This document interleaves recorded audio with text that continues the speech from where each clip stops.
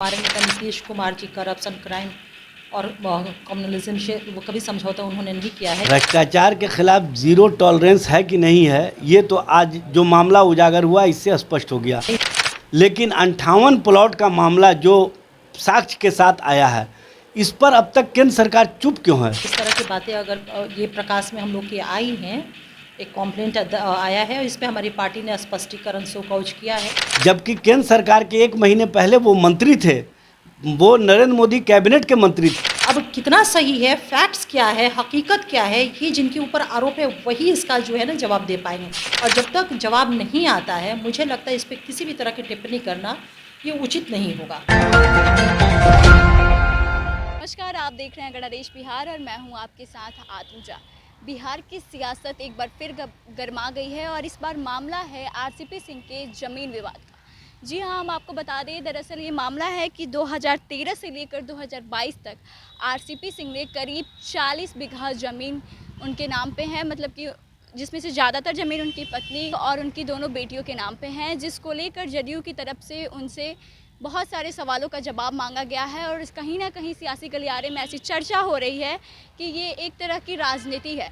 कहीं ना कहीं ऐसा कहा जा रहा है कि राज्यसभा ना भेजे जाने को लेकर और उनको मंत्री पार्टी की तरफ से नहीं बनाया गया, इस सब से ये मामला जुड़ा हुआ है।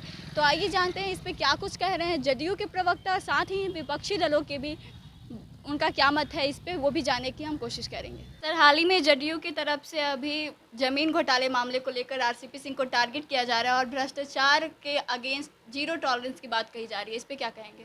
देखिए, भ्रष्टाचार के खिलाफ जीरो टॉलरेंस है कि नहीं है, ये तो आज जो मामला उजागर हुआ इससे स्पष्ट हो गया। लेकिन 58 प्लॉट का मामला जो साक्ष्य के साथ आया है, इस पर अब तक केंद्र सरकार चुप क्यों है? जबकि केंद्र सरकार के 1 महीने पहले वो मंत्री थे, वो नरेंद्र मोदी कैबिनेट के मंत्री थे, वो कहीं ना कहीं इस मामले में जो मामले को छुपाने का काम किए हैं, जो अपने डॉक्यूमेंटेशन को छुपाने का काम किए हैं, उस पर भारत सरकार को संज्ञान लेना चाहिए था और ईडी और सीबीआई के माध्यम से उनके संपत्ति को सबसे पहले अटैच करना चाहिए था और उसके बाद जांच करके सारे मामले को उजागर करना चाहिए था। विपक्षी दलों का मामला होता है तो केंद्र सरकार की इन एजेंसियों का आप रोल देखिए, स्पष्ट रूप से तेज़ गति से आगे बढ़ता है। लेकिन यही मामला जब इनके एलाइज पार्टनर और इनके केंद्रीय जो पूर्व मंत्री का मामला है, जो नरेंद्र मोदी जी के कैबिनेट के मंत्री रहे हैं, उस मामले पर भारतीय जनता पार्टी की चुप्पी और केंद्र सरकार की चुप्पी स्पष्ट करता है कि कहीं ना कहीं घालमेल है। और इस घालमेल में कहीं ना कहीं डबल इंजन की सरकार की स्पष्टता सामने आ रही है, क्योंकि नेता प्रतिपक्ष तेजस्वी प्रसाद यादव डे फर्स्ट से कहते रहे हैं कि आरसीपी टैक्स के माध्यम से बिहार के गरीबों का खून चूसा जा रहा है, उनके विकास को अवरुद्ध किया जा रहा है। लेकिन सरकार उल्टे विपक्षी दलों को ही कहीं ना कहीं जिम्मेदार ठहराती थी। जब आज ये मामला उजागर हो गया है तो अब इस मामले में डबल इंजन सरकार को अपनी जो एजेंसियां हैं उनका इस्तेमाल करके प्रॉपर्टी को अटैच करके और इस जांच को वृहद पैमाने पर ले जाने के लिए बड़ी एजेंसियों का कहीं ना कहीं सहायता लेनी चाहिए, क्योंकि इस मामले में कोई एक व्यक्ति नहीं, एक बड़ा जंजाल है और इस जंजाल को सामने लाना आवश्यक है। और इसमें भारतीय जनता पार्टी के नेता सुशील मोदी चुप क्यों हैं?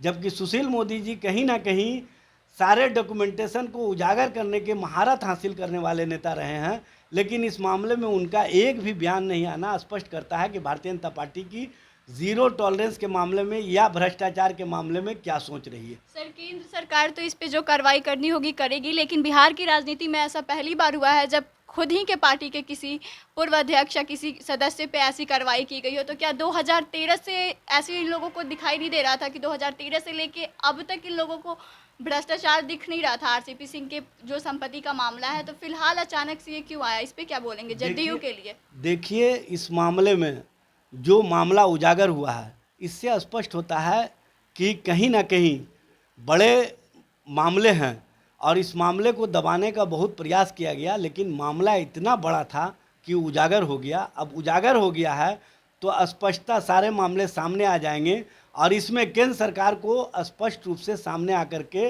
इन एजेंसियों का इस्तेमाल करना चाहिए, जिन एजेंसियों का विपक्षी दलों को बदनाम करने के लिए इस्तेमाल किया जाता है, ताकि स्पष्ट रूप से सामने आ जाए कि इनके एलाइज पार्टनर इनके केंद्र सरकार में मंत्री रहे व्यक्ति का क्या रोल रहा है भ्रष्टाचार के मामले में और उनकी कितनी संलिप्तता रही है, यह स्पष्ट रूप से सामने आ जाएगा। निश्चित रूप से हम सभी जानते हैं कि हमारे नेता नीतीश कुमार जी करप्शन, क्राइम और कम्युनलिज्म से वो कभी समझौता उन्होंने नहीं किया है। इस तरह की बातें अगर ये प्रकाश में हम लोग की आई हैं, एक कॉम्प्लेंट आया है, इस पे हमारी पार्टी ने स्पष्टीकरण शो कॉज किया है कि चीज़ें फैक्ट्स क्या हैं, हकीकत क्या है, उसको वो स्पष्ट करें। तो बिल्कुल करना चाहिए अगर आरोप लगा है। लेकिन 2013 से कब जो लिस्ट आया है कि 2013 से लेके अभी तक उनके पूरे ज़मीन का मामला है, तो क्या 2013 से लेकर अभी तक पार्टी या फिर जहां से ये खबर आई है कि ज़मीन विवाद का एक शिकायत दर्ज हुआ है पार्टी ऑफिस में, हमारे पार्टी के जैसा समाचार पत्रों के माध्यम से जानकारी है मुझे, एक शिकायत दर्ज हुआ है। उस शिकायत के आलोक में, उस पिटीशन के आलोक में स्पष्टीकरण मांगा गया है, एक सूची है। अब कितना सही है, फैक्ट्स क्या है, हकीकत क्या है, ये जिनके ऊपर आरोप है वही इसका जो है ना जवाब दे पाएंगे।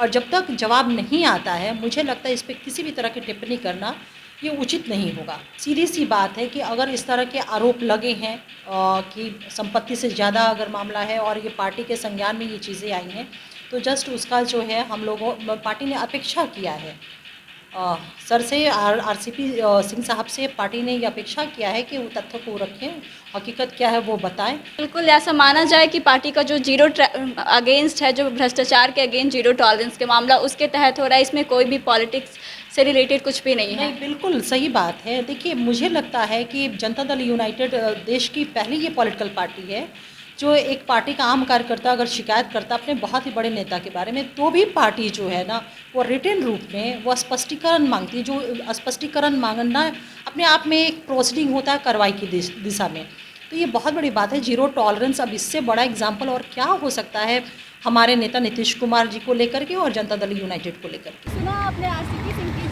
जमीन विवाद मामले को लेकर क्या कुछ कहा है राजनीतिक प्रवक्ता ने और जेडीयू के प्रवक्ता ने। जेडीयू के प्रवक्ता की ओर से कहा गया कि इसको बिल्कुल भी राजनीति से जोड़कर ना देखा जाए, ये पार्टी के द्वारा चलाई गई नीति जो कि भ्रष्टाचार के खिलाफ जीरो टॉलरेंस की बात की जाती है, उसी के खिलाफ कार्रवाई की गई है और इसी को लेकर हम उसी नीति को फॉलो कर रहे हैं। फिलहाल इस खबर में बस इतना ही। आगे की तमाम खबरों के लिए देखते रहिए गणदेश बिहार। धन्यवाद।